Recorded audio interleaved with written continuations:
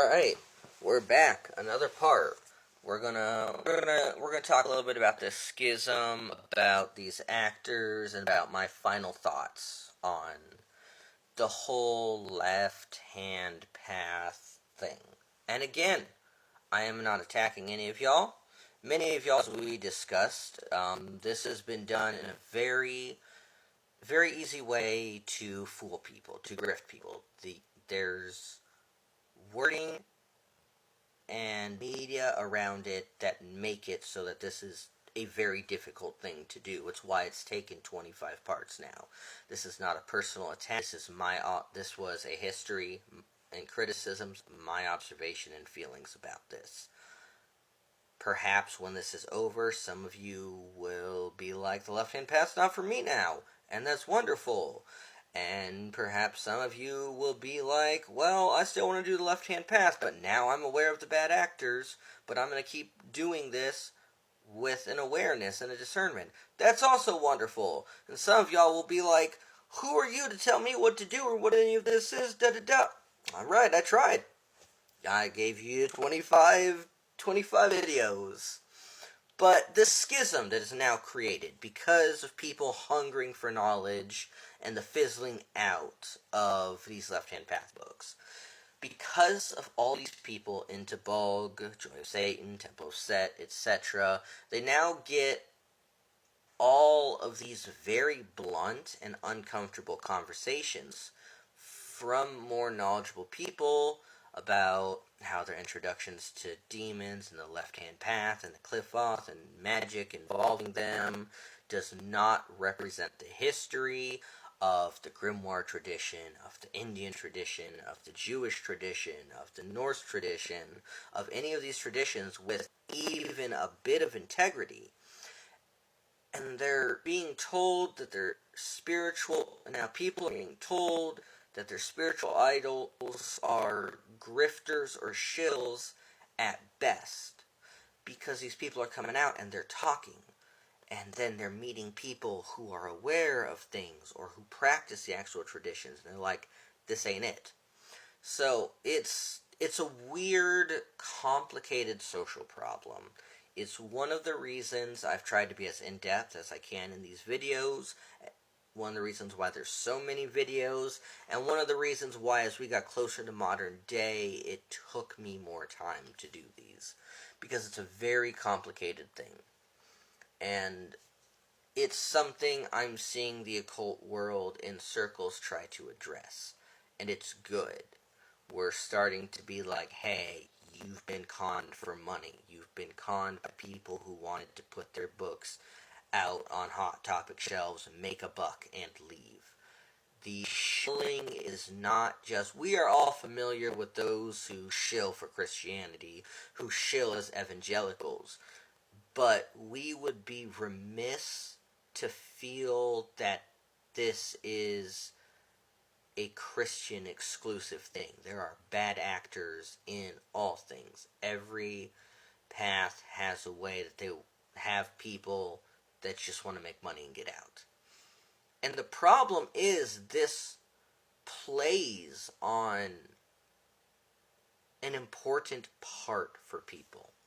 Because people, they get into magic for one reason or another, for some kind of power. Power over others, power over themselves, power over events that have occurred. Nobody with a well-adjusted life is like, I'm going to go do this. So people want so badly to be like the big bad dark magician or the powerful sorcerer favored by their chosen deity, on and on. This thing that sets them out and gives them control over these bad things in the world, because the world is bad and scary, I get it.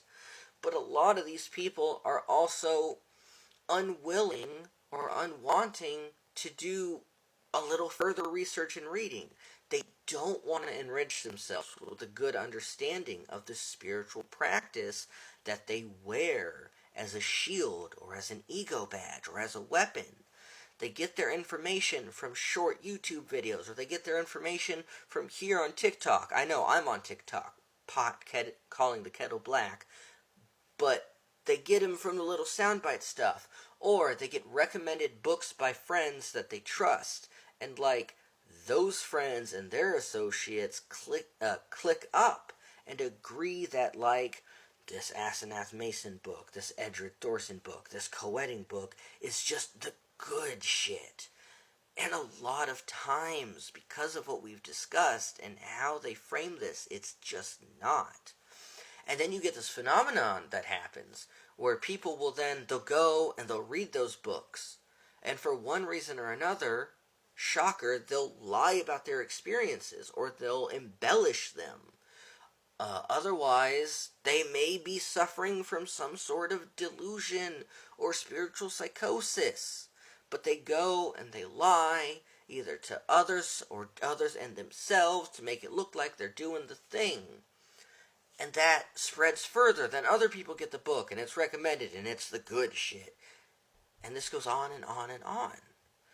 Now, there are degrees of involvement in Western magic, sure. Not everybody's going to be so invested that they sit here, they read Agrippa, they read Trithemius, they read Crowley, they look into the Theosophic material, they look into the Golden Dawn correspondence tables, they dig into the grimoires and the Kabbalistic texts, and they delve into other things like Goetia, like Makalu. Not everybody's doing that. I get it.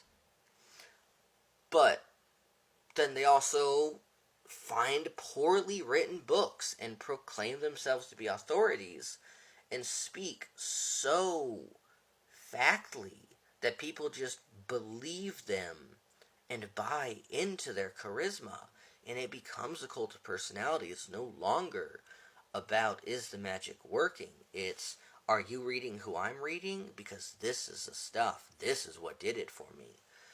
And these writers, they leave these things so intentionally vague or put up such intentional straw men that it's very hard to cut through this. And it's by design. If all magic is predicated on you having a level of self-evolution or self-mastery, then if their book does not work, it is no longer a failing of the author, it is a failing of you to be evolved or mastered enough. And instead of saying, hey, we may not have a proper academic source here, they may be taking this in bad faith, instead we go to victim blaming. You weren't involved enough. That dark flame's not enough. Oh, you just weren't looking right. And it's very hard to argue against that. And not only is it hard to argue against that, there's a level of shame that comes in. If somebody reads an Asenath Mason book, and they're like, I couldn't get the Invocation of Tiamat to work, and they go on Reddit, and everyone's like, well, you're not evolved enough, it worked for me, did you do this part right? Instead of sitting here and getting the urge to dissect this and see what went wrong, people get filled with a public shaming, and they quiet down, and they just go grab a different book, and they try again, and they fail, and they keep doing this until they get sucked further and further in, until either they step away from this wonderful thing that we have, because magic is a wonderful thing we have, they step away altogether, or they start to lie to themselves that they are getting results, and that these things are working, and if I can just lie to myself enough, then I can make it be true. And this is the design of these authors.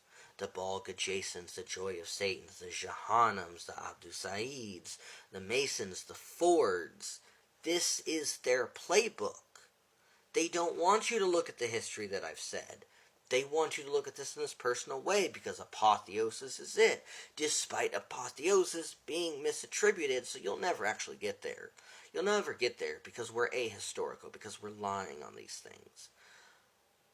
And so that's it. I've got 30 seconds left. That's my thoughts on all those authors that were listed way back when, and my thoughts on the left-hand path.